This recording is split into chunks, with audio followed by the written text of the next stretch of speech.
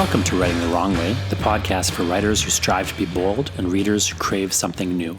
I'm your host, Jonathan Ball. I want to thank you for being here, and I want us to stay in touch. So subscribe to this podcast, then go to writingthewrongway.com and enter your best email to receive the Martian Embassy Missive, my bi-weekly newsletter where I let you know what's happening on Mars, where we're always making big plans. Join the Martians so you don't get left out of the invasion at writingthewrongway.com. And as a special bonus, I'll send you a free book. Speaking of books, my new book is called The National Gallery, and it contains sonnets about Leatherface from the Texas Chainsaw Massacre, elegies lamenting the death of my iPhone, and other strange missives from yours truly, the Poet Laureate of Hell. Visit thenationalgallery.ca to order your signed copy. That's thenationalgallery.ca. How are you doing, Ryan? How is your 2019 in reading? Are we on? Yeah, why not? Okay. I got my class coming up, so no time to waste. No time to waste with me? No. I did all right. I hit 125. Oh, yeah? And I did the numbers. My reading was totally lopsided. So I read fiction, novels. I read 12 out of that 125. Nonfiction books, I read 29, and then poetry, I read 84. Wow. I read 145. I haven't done the numbers, but I read 145 books. But most of those I know were comic books, like graphic novels or comic trade collections, like, collecting whatever. I read a bunch of manga as well, like big, thick manga collections. Yeah. And, of course, poetry books. So I don't know offhand the numbers, but it would at least be around 50 poetry books for sure.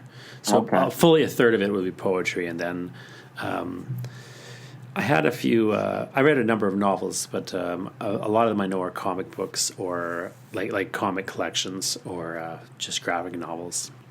Yeah. So yeah, pretty lopsided. I find it's always a little lopsided in that sense, partly because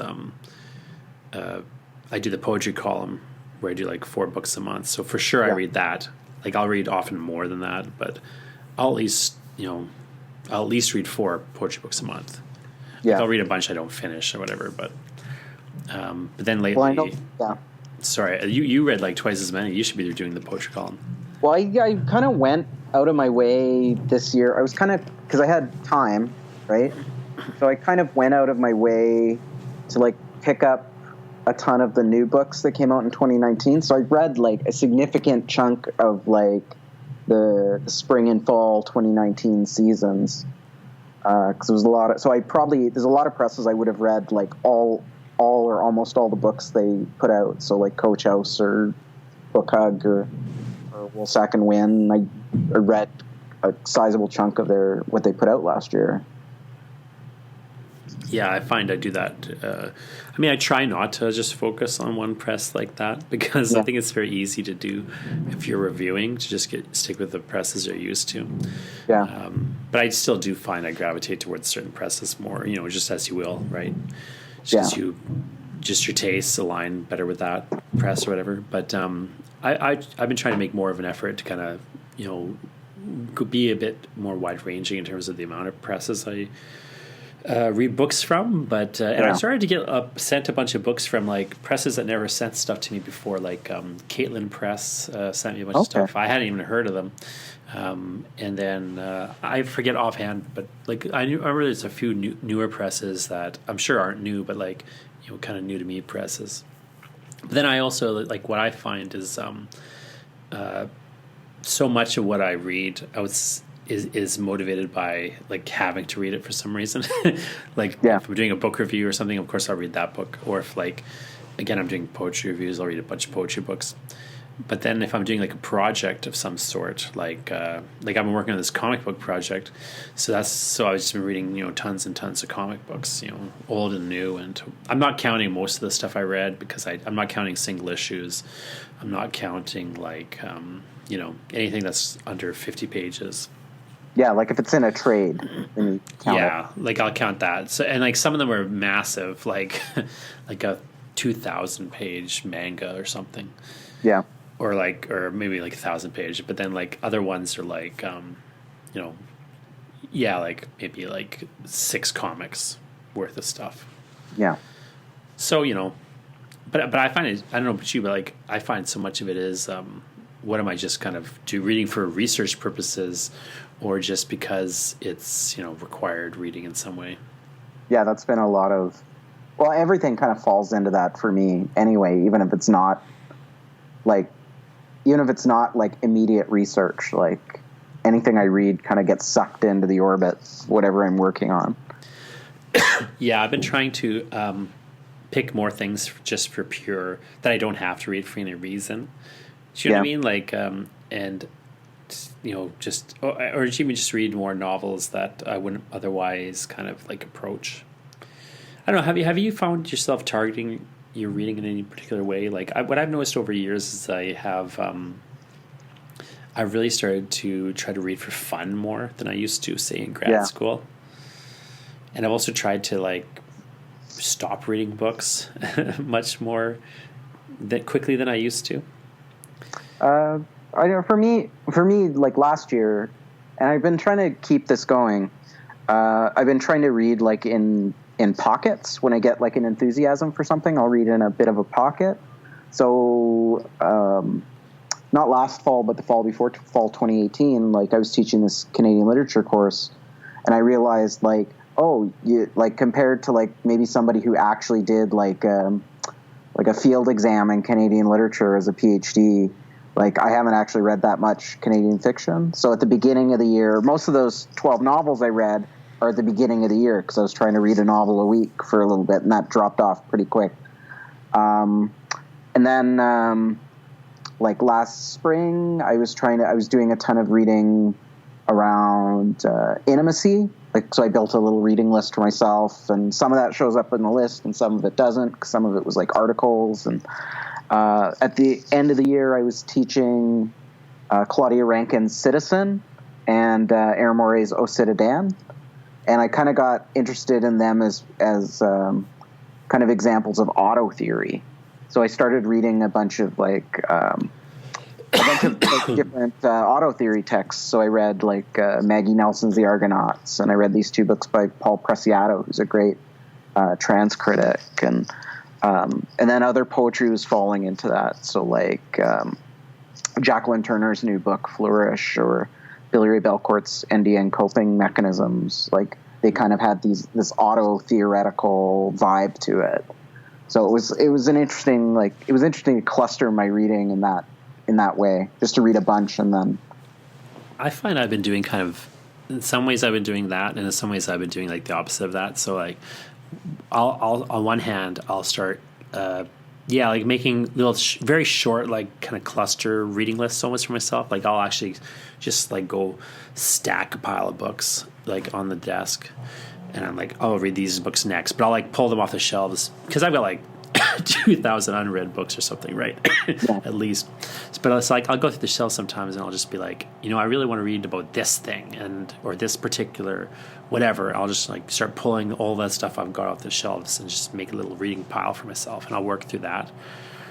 So like you say, kind of diving deep into some particular obsessive interest. So like one thing I did that last year with that was I just got really interested in comic book characters who have what we call legacy characters, so like characters who have been different identities, have taken on the same mask. Mm-hmm. So I got like really interested in that, and I read like a series of like kind of things connected where it's like, you know, like the most famous and my favorite of them is Grendel. You know, this kind of comic character who's, you know, been going for like since the 80s. There's currently a new Grendel. I was going to say he's been going since Beowulf, and like it's getting rebooted every couple centuries. But yeah, so like I've been reading like versions of Beowulf, or like things connected to Beowulf, but also like the Grendel comic. But I did read like, also it's completely separate this Beowulf adaptation, this graphic novel adaptation as well, and like And like I've just been getting like interested. I get like little pockets. Where I'll just read into that pocket, or even just like in nonfiction, I'll get like some topic and I'll just read into it or whatever. But then the other thing I've started doing more is I'll try to like identify a blind spot, like you were talking about. Like I don't know as much about this thing, or I'll notice like I'm not reading as many whatever writers, like some type of writer or some type of thing, and I'll just try to like dive into that for a while. Yeah. So like I noticed. Or like I'll notice I'm reading a bunch of something, and I'll just try to steer away from it or something, like I'll either kind of dive in or kind of dive out, or but sort of like direct my reading a little bit more than maybe I have in the past, where I was just following interests, say. And I try to be more ruthless with like not reading things I think I mentioned, but like I find it a real issue with the poetry, because I get sent on this poetry, and it sounds like you read even more poetry than I did last year, but like I find like you get like every other genre, but especially if you're talking like a region like Canada, there'll be like trends, right? Like there'll be trends in the publishing and like trends in what people are writing, and I find like anytime I notice a trend, I'll start to dive out of it. Yeah. Do you know what I mean? Like on one hand, I'll want to kind of, I'll stick with it for a little while because I want to kind of understand what's kind of happening, and I won't want to ignore the trend. And it's not necessarily bad just because it's a trend or anything. But then I'll try to like dive out of it and make sure like I'm not getting caught up in the wave of this trend. You know what I mean? Too much, at least.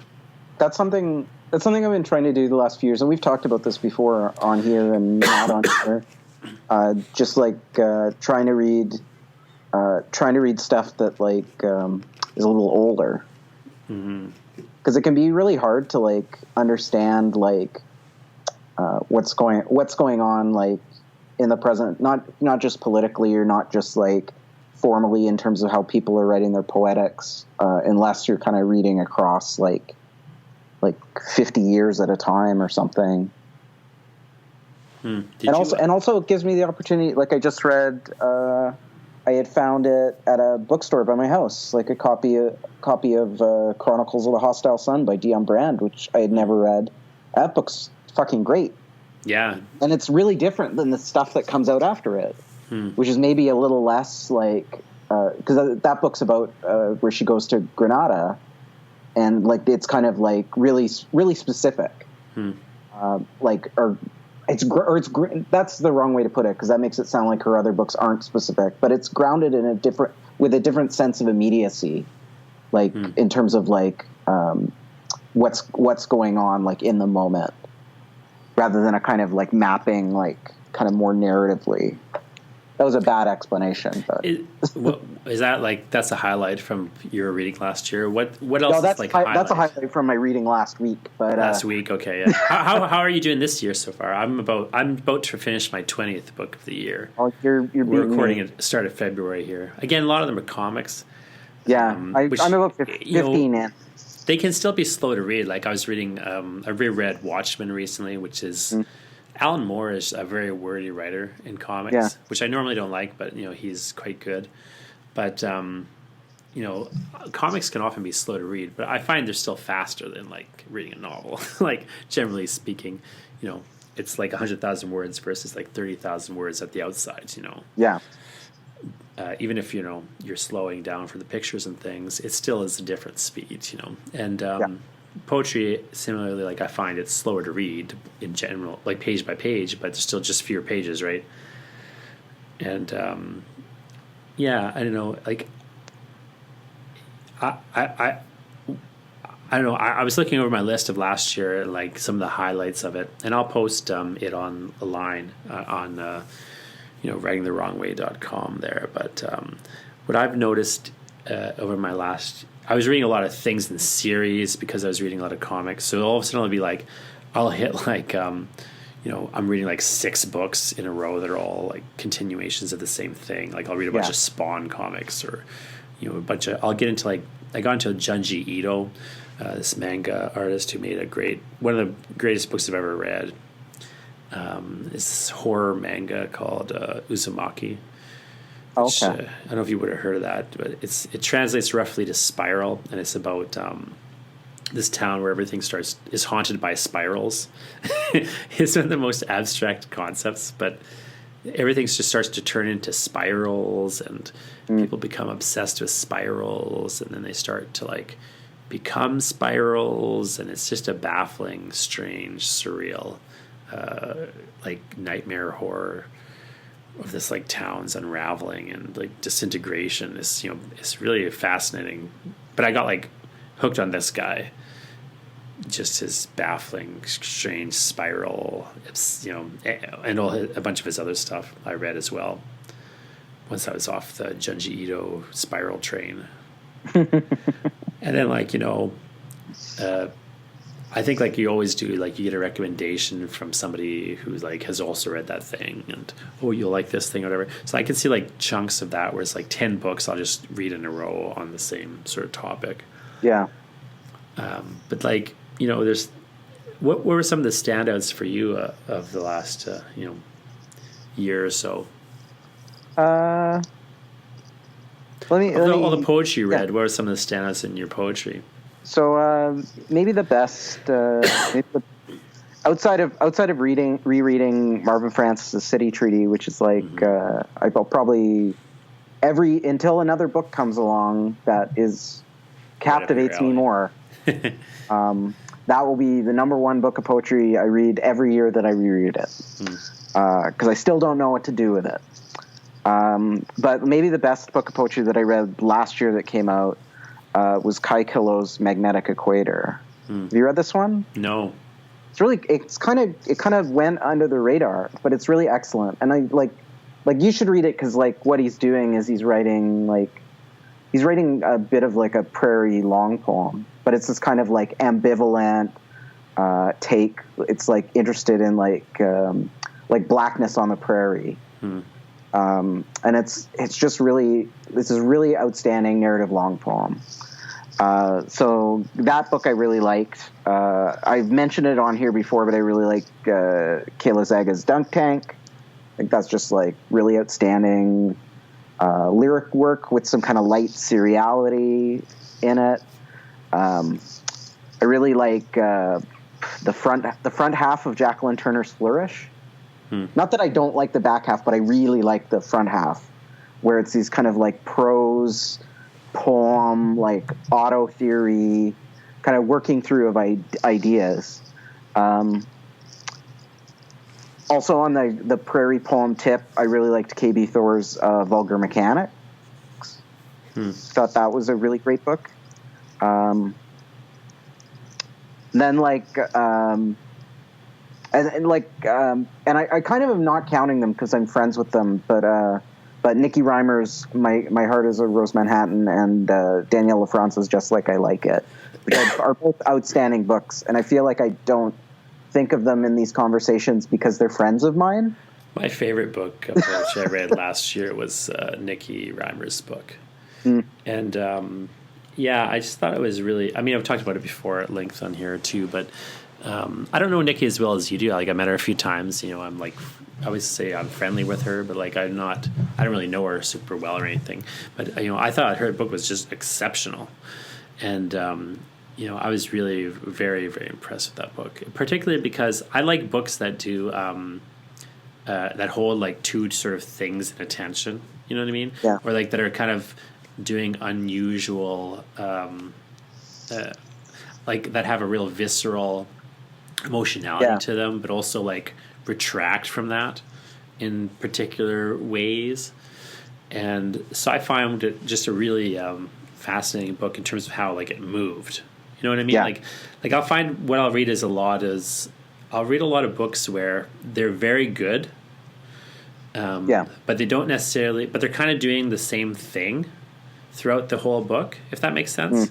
And it's not that there's anything wrong with it, but like I find like certain books will have like the writer will kind of hit a stride and they'll be doing like I'll kind of like catch their trick at a certain point. And then that's fine, but like I like when it starts to unsettle me, and now I can't keep a beat on the writer precisely. You know what I mean? Yeah.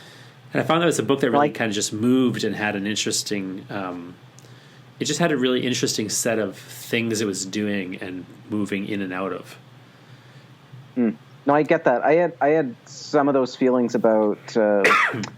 I just read Sonnet Labe's newest book, Sonnet Shakespeare, and I had those feelings about I had like the kind of bad version of those feelings in the first half of the book. So I thought, oh, all these poems are good, but I see kind of like here exactly what she's doing in each one, and they don't really build on one another. And then it kind of does this shift in the back half, and it started surprising me. It's a weird book. I actually think I read it in exactly the wrong way. Like if anybody is listening is thinking about reading that, I would just read a page a day over however many pages there are. Because I think I read it really fast over 4 days, and it kind of like bled together. But I think if you read it really deliberately slowly, that would improve that book. That's interesting. I never get to do that anymore with poetry, with books in particular. Like I'm always like. Yeah. Not rushing through them, but I'm always like reading them in a condensed period, like sitting down to and so, I mean, you're talking about like being surprised. I think that's a better way to say what I was trying to say, which is that in fiction, it's very easy to talk about predictability, you're reading a story and you know where it's going or you don't know where it's going, right? Like you have like an idea, you have your predictions, and then either, it goes where you thought it went or it goes in some other way and surprises you. And I think in poetry it's harder to talk about that, but it's the same sort of thing where it's like you start to see where their writer's going. So even if they have even if the poems aren't building on each other, and even if they are about different things, even if they're written in a different forms, like even if you're reading like a bunch of sonnets, then you read some haikus or whatever, like I think for a lot of writers you start to kind of catch on to what they're doing.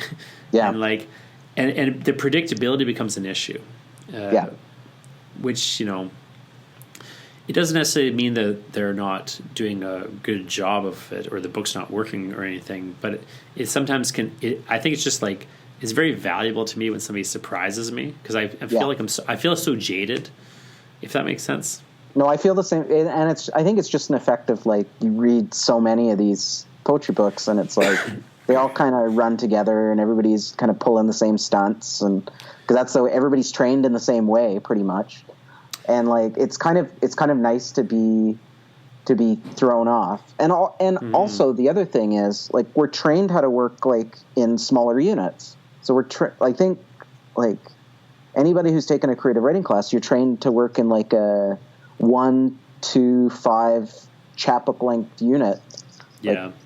Kind of, and the chapbook becomes like that's the longest you can sustain, and then you have to do a 100-page book, and it's like what works at 100 pages doesn't work at 20, doesn't work at 5, doesn't work at 1. So I think that's part of it too. You have to kind of relearn how to build these kinds of duration over a book. I think you also get, especially if you're a writer as well, I think you get into a thing where you just read so much that I have this thing where my family like often they'll give me like books for presents. Yeah, and I always think like on one hand like I appreciate how they're giving me a book and like making the effort to connect to my interests or whatever. But on the other hand, it's like the last thing I want somebody to give me is a book. Like I've got 2,000 books I haven't read sitting over there, and it kind of feels like work to me on one level. Yeah. And then and you also if somebody's like not really a reader, I think they have a kind of impression that somebody who reads likes books, but they actually like almost no books. Do you know what I mean?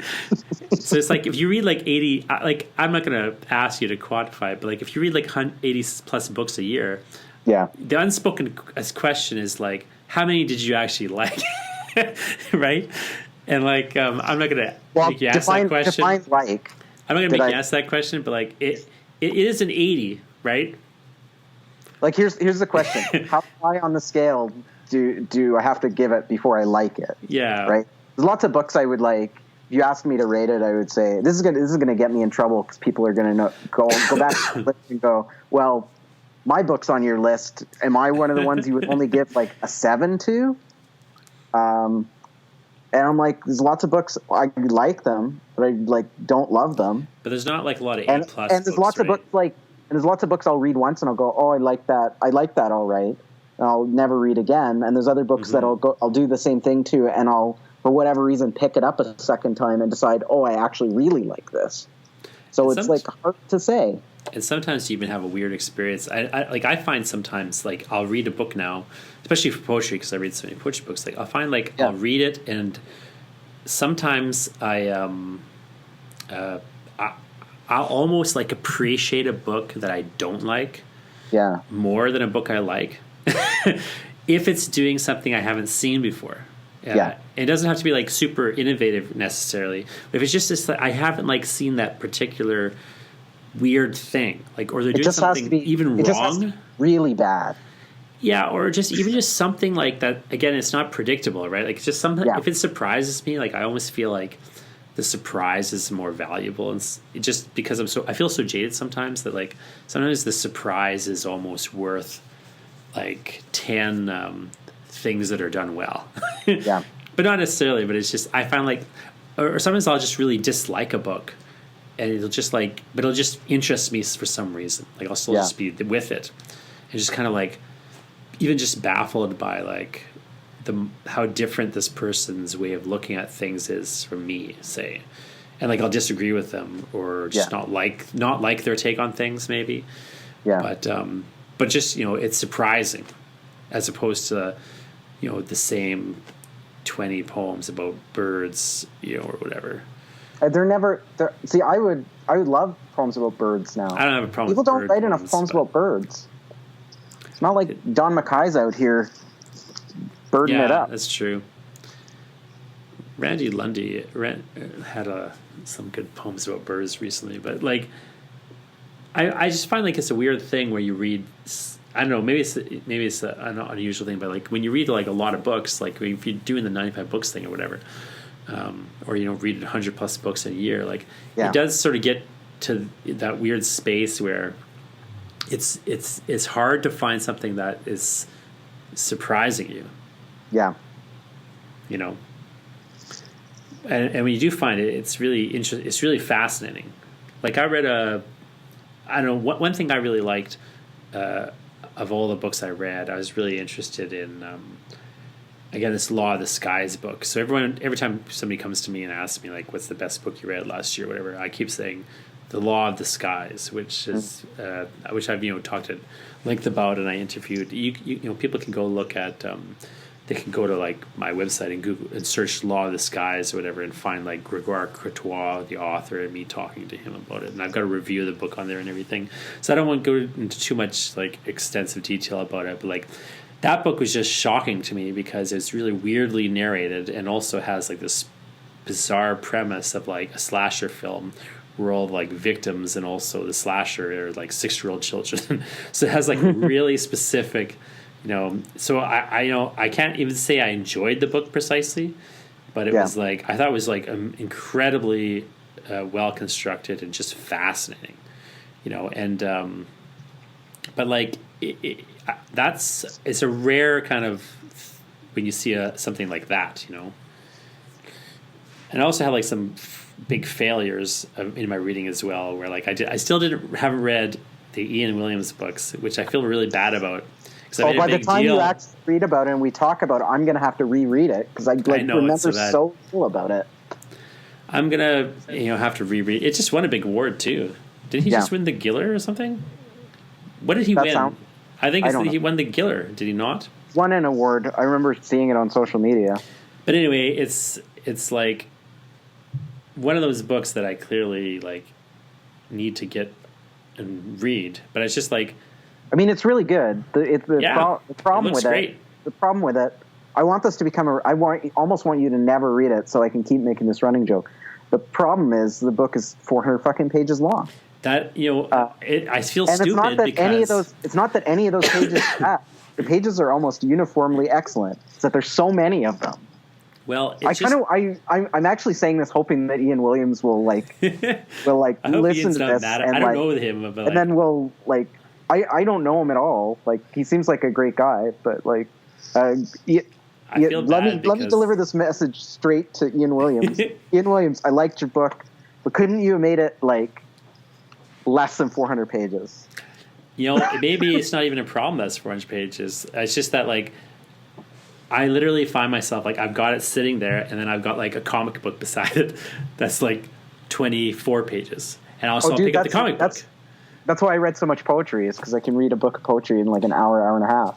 Yeah, and I feel ridiculous about it because I want, so my big thing I decided this year is I'm going to make a real effort, like you were doing. I make a real effort to, like, read some longer novels because I find, like, I've been shying away from, like, big books, even in ones that I really want to read. Just because I think of, like, part of it has been having to review books. Yeah. It's like, well, I got to read these 4 books in the next, like, week, and so I don't know if I want to start this 400-page novel. Because then I'll have to put it down and pick this other one up, and, like, I want to, like, read it an unbroken path. Yeah, which is probably stupid. It's probably just my life is too fragmentary with the kids, especially. Now it's probably just too fragmentary to sit down and read a 400-page book, start to finish. In a week's time or whatever. So probably I just need to get off my unrealistic expectation that I'm gonna, read a book and then finish it before I start my next book. But it's been working well for me, so I don't want to. I'm loath to stop it. It's just that I find I'm not reading long books. Yeah. Well, you'll just have to tell me when you're going to actually read that Ian Williams book, and I will read it a second time. I want to say I'm going to read it. It'll be the only novel I've ever read 2 times. No, that's not true. I want to say I'm going to read it soon, but it's like, I don't know. Like, I've got to, this week I've got to read. I got to finish reading, like, 2 or 3 poetry books that I've started. I've got to, for the column I've got to write, I've got to finish. It's like, I could just write the thing tomorrow, but I like to read, like, extra books, and then I like more books that I need to read, and then just pick, like, amongst them, whatever. And I've got to read. I'm doing, like, these podcast interviews with people lined up, so I got to finish reading their books. Because I don't want to interview people if I haven't read their books. That's, like, my weird quirk. I've got to read I'm going to be editing somebody's book for a publishing company, so I got to read that book. And then someone's going to ask me for a blurb or something, and then I'll have to read that. Like, it just, like, it piles up, Yeah. Plus, I got to read my own book because I got to edit this short story book this month. I got a bunch of notes from Stuart Ross, which I was excited about. But, now I got to sit down and do that. So, like, it's weird but it's like, you even, like, it's like work to read your own book. Yeah. You sent me a book to read that I haven't read yet. I lost it and I found it again just the other day.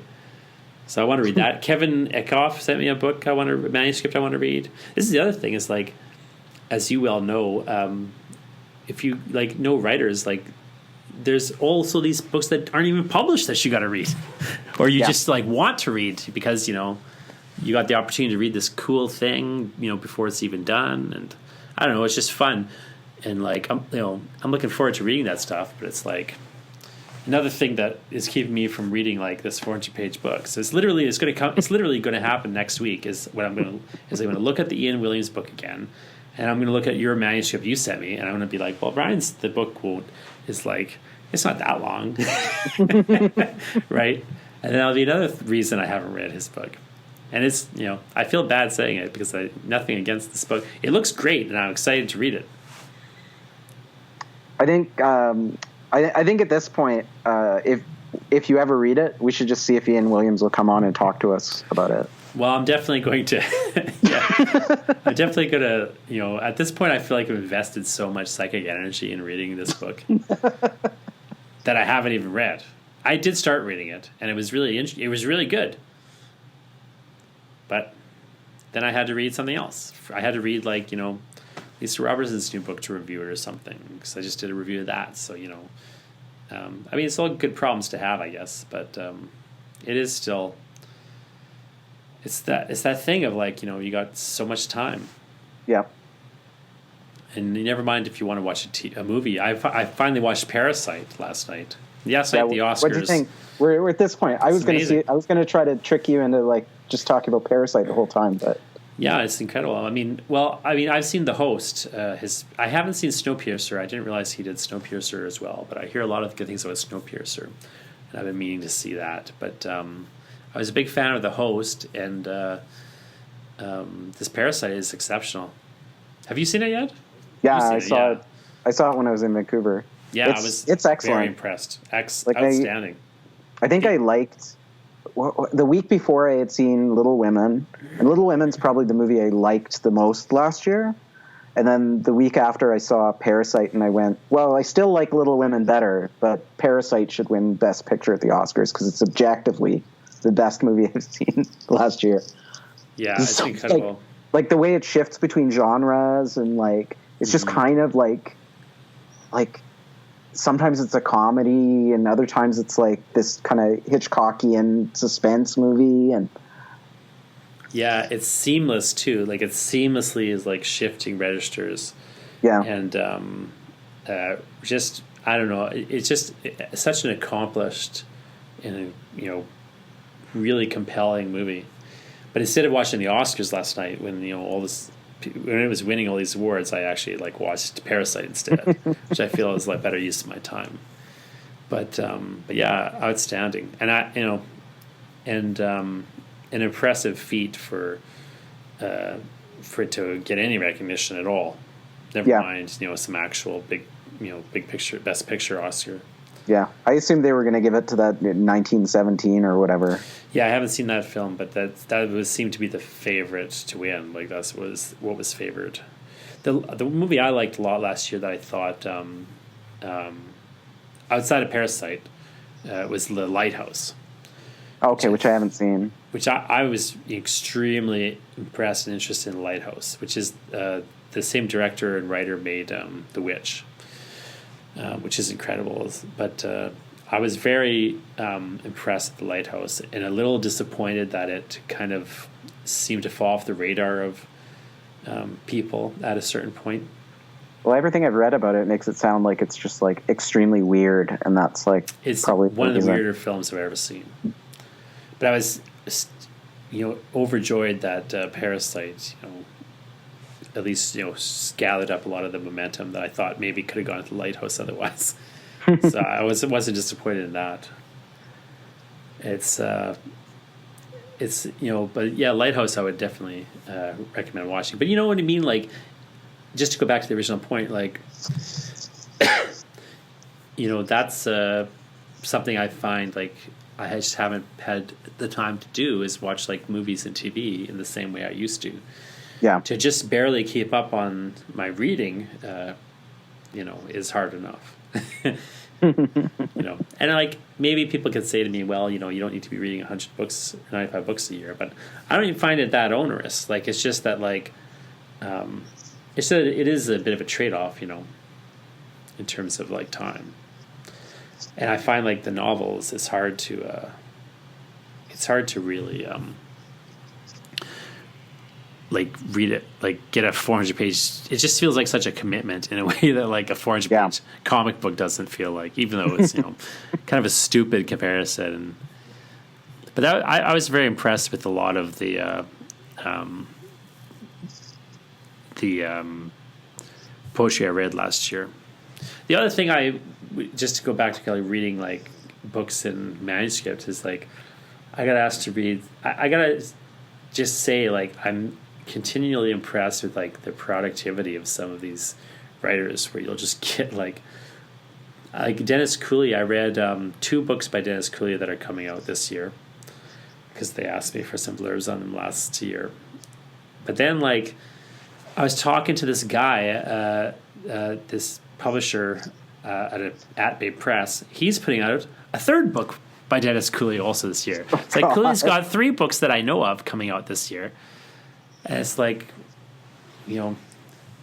feel so lazy. Well, everyone in Winnipeg will read all those Cooley books, and no one outside of Winnipeg will even know they exist. It's a shame, Yeah. But it is you get these weird regional things as well. So where it's I wonder sometimes how much of my reading is too influenced by the fact that people are sending me things. Yeah. And what do I not get sent? because you mentioned that I forget the name of the time, but the Kai Killian book, or what was The Kai Killian. So that book I wasn't sent, which is weird because it's not like it came out. It came out of M&S, which is not like usually sends me things. So yeah, who knows? Often though, like maybe it is lying around because M&S will often send me books in arcs rather than books. But they'll send me like spiral bound printouts of the books, which I hate reading. So I'll like literally just sit there and wait for them to send me another version, or I'll like throw them in the trash half the time. Like, sorry, M&S, but like I'll just like notice I haven't read it, and then I'll like the book has already come out by the time. But like I'm trying to make an effort not to do that and to read like stuff in advance in like the arcs a bit more, but it just is annoying to read arcs and things because you can't even quote from them. They don't want you to quote from them, and then because they're not finalized versions. Plus, they're not even books. I call them fake books because it's like even if they print and bind them, like they look weird and they have a bad paper quality because they're just a fake book. Once in a while, I'll be like carrying a book around, and my daughter would be like, I'll just call it a fake book, and she'll look confused. Like, oh, it's just a fake book. Don't worry. She like spills some coffee out. I'm like, it's just a fake book. Don't worry about it. But like, I find like I wonder. I've been wondering lately, like, is it too much of my reading like stuff that people want me to read? Yeah. Does that make sense? And like, no, that makes sense. Maybe I should be making more of an effort to request things. I worry about that with social media. Mm-hmm. The way that certain books will get like pushed into the popular consciousness like a ton, and other books just like don't even enter. Yeah, like they get consigned to the book graveyard like right away before they even come out. Yeah. Part of that is like weirdly regional, and part of it is like where I am, like in Toronto. Like, because if I was back in Vancouver, like I would hear tons about the stuff coming out of the presses there, but like I wouldn't have read like the books coming out of M&S, even though M&S is like the big deal publisher in Canada. Because I wouldn't be here to go to the book and launch. Their list is good now too. Like it used to be, their list was not great, but they got like Kevin Connolly, I think, is editing there. Like they've got some really good people doing selections and editing there now too. So at M&S, Deon Brand, like Deon Brand, like their list has been getting better and better. Nancy, I'm really looking forward to the Nancy Lee book. I really like her fiction, and so I'm curious about her poetry. They did. HarperCollins did that, but like, I find like, I don't know, I feel like I need to make a bit more of an effort to seek things out than I have been lately, and also just to make a bit more of an effort to maybe, amongst all the things I've got in front of me, like what's the weirder, smaller, odder thing that I maybe would overlook. Yeah. But it's hard when there's actually like things there you're excited to read. Yeah. Which, again, maybe it's not the worst problem to have or anything, but I had a thing recently. I haven't talked to her yet, but I'm gonna talk to this author Frances Cunningham, who I had never heard of. I think, and I never heard of the publisher that she was publishing with. But there's a publisher that like actually got in touch with me, pitched this person to me to be on the podcast. I never heard of them. They sent me the book. Like, they did a lot of, like, it's not often that a press will do that amount of legwork. Yeah. Do you know what I mean? Like, to get a book in front of somebody. Which I don't even understand, like, why you do that much legwork to get it in front of me.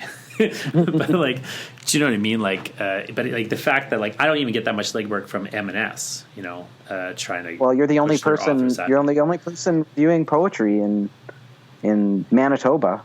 Well, but I'm just saying, like, in the prairies, period, probably, really. Well, sorry, I don't know. Talk newspapers, I think one of the only in the country for newspapers. But but even so, like, all I mean to say is like, it's rare that a smaller press or like a lesser known author will have like an advocate. Even their press advocating for them in that way.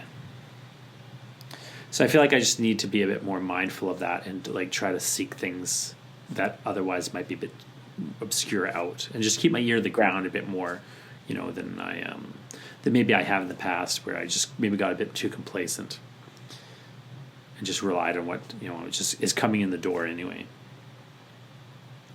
But yeah, what's your so that's my big kind of reading resolution, in a manner of speaking, this year 2020, is to just try to be a bit more mindful of the gaps, and try to plug the holes in my reading a little bit. I don't know if you've got any ideal or goal in mind for the year. Not really anything that's really new. I kind of want to continue kind of reading older stuff. Like the last week or two, I've been pulling books off my shelf that I've picked up at book fairs and used bookstores and stuff. And I've been really kind of delighted to read these books that that kind of got passed over, the first time, or maybe passed over. They've gotten kind of forgotten by time a little bit. So it's kind of I read that Dion Brand book, and I read a book by Clifton Joseph, who's a dub writer, but it was one from the early 80s, I think, that I found for $2 at a book fair. But also I read a bunch of Danny Couture, who I had never read before. Oh, yeah. Her newer book, but also these two older books. Because we had her read for this Salon series that myself, Raj Paul, and Nikki Sheppy have been putting together in Toronto. So yeah, I think that's the big one. Is I just want to keep filling the holes in my kind of understanding of how poetry operates in Canada. I also think I need to read more stuff from the States, which I feel every year. I've been thinking that too, weirdly, even though I just on one hand I bridle at that. Yeah. So I feel there's already so much cultural colonialism coming from the States, or cultural imperialism, perhaps is a better way to put it, coming from the States. I don't know if I want to subject myself to more of it, but at the same time, I feel a little out of touch with what's going on in the poetry in the States. Yeah. With a few I just find it hard to map, because mapping how poetry works in Canada is already so complicated. It's that kind of times 10. It's much simpler though, right? It's just fewer cities. That's what there's fewer cities, there's fewer scenes. It's a bit more connected, than it. I'm always shocked when, in Canada, by contrast, if somebody sends me a book and I haven't heard of the author, I'll be like, who's this author? I'll be baffled if I haven't heard of them, because often I've heard of them, even if I don't know anything about them. I haven't read anything. Yeah, I'll at least usually have seen their name in the back of somebody else's book, or whatever. But yeah, so I think that's a logical goal for you, a logical approach. Well, I'm going to read Ian Williams' book too. Is the other thing. Yeah, but I was going to say a few of the better books of poetry I read last year came out of the States. Wendy Trevino's Pearl Fiction. What were the other ones? Total Recall by Samantha Giles, which I found out about through my friend Danielle. What was it? There was another one that I was thinking about. Oh, Tommy Pico. I read Nature Poem, which is a few years old now, but that book's just excellent. Well, I'll let you go to get to my class, but I appreciate talking books with you as always. And send me if you want, send me your reading list from the 2019, and I'll throw it up online, or just remind me of where you put it, because I think you put it online already.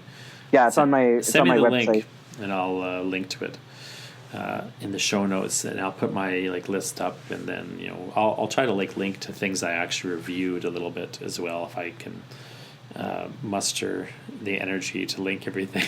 Yeah, but it's but yeah, nice to talk to you, and I'm going to try to, as soon as possible, read the Ian Williams book, and I got to read your book as well. One of your 10 books that you're flogging around these days.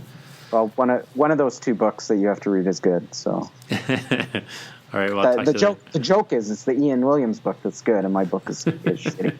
But, yeah, have fun in your class. I'll do my best.